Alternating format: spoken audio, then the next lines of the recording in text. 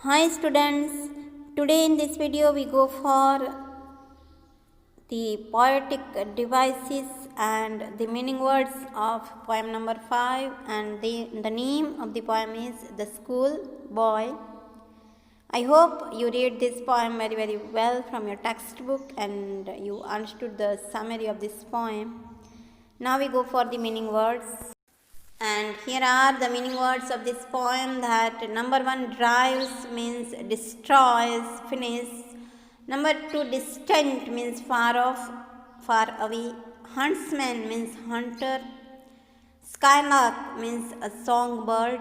Cruel eye outworn means the unkind watchfulness, means the unkind watchfulness of teachers. Number 6, shying means mourning. Mourning means it is a depressed sound. So these are 6 meaning words, and now we go for the next.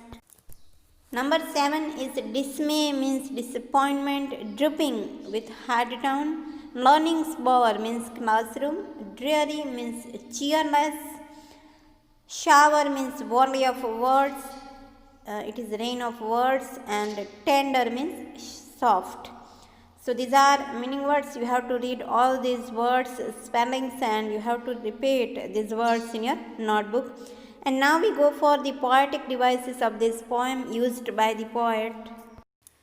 And here are poetic devices that used in this poem by the poet. And the poetic devices means some figure of speech the poet uses in the poem for expressing his ideas very clearly.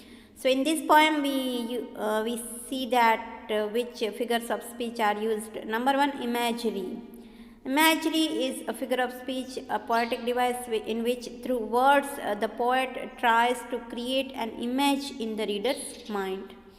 The poet wants try to create an image.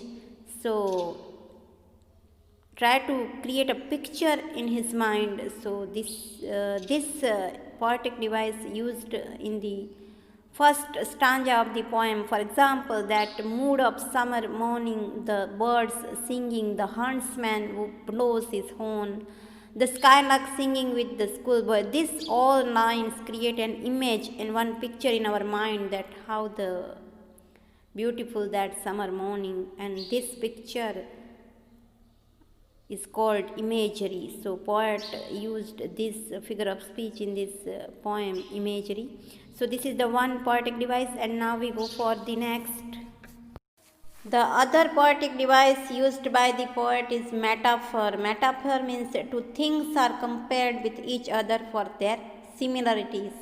Here for their similarities, so two things are compared. So here, for example, how can the bird that is born for joy and sit in a cage and sing?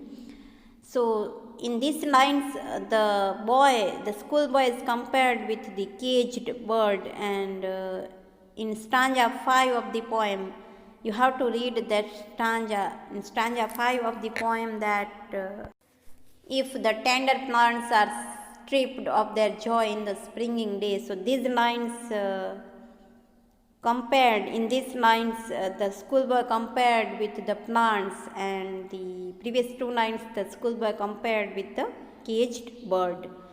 So here the comparison occurs, so it is called metaphor. And now we go for the next. And the next poetic device is alliteration, means repetition of beginning consonant sounds of the words that come one after the other. Here some repetition of some consonant sounds occurs in the poem. For example, that skylark sings. Here the sound s is repeated. S means s is repeated. Blossoms blown. Here the sound b is repeated. So this is called alliteration. And now we go for the rhyme scheme of this poem.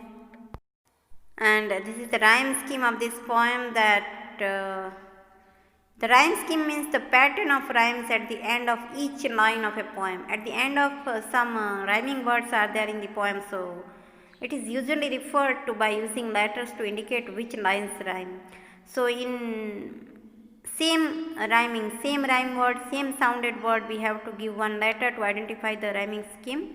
So here in the first stanza, that some ending words I wrote here, that in the first line moon, so we gave a to this rhyming word, and in second line the end word is tree, so we give here b for this rhyming word. And hone, here the rhyming word hone is matched with moon, so we also give it a. So these two rhyming words are same, these two same sound word, we give a to them. And in the fourth line me, it is rhymed with tree, so we give here b to this word. And in the last line of the first stanza, that company, it is also rhymed with the tree and me, so here also we give b to this word. So in the first stanza, the rhyming word is ab, a b b. So this, by this pattern you can find the rhyme scheme of this poem. And the other stanzas, you have to find the rhyming words like this pattern by yourself. You have to read the poem, you have to find the ending words, and you have to find the rhyming words, and you have to give a particular letter to them, that a b, a b b. So you have to find a rhyme pattern of the other stanzas of the poem by yourself.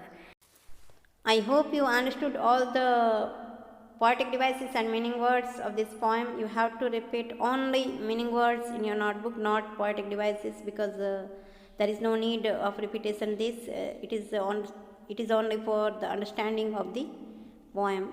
So I hope that you understood this very, very well. Thank you.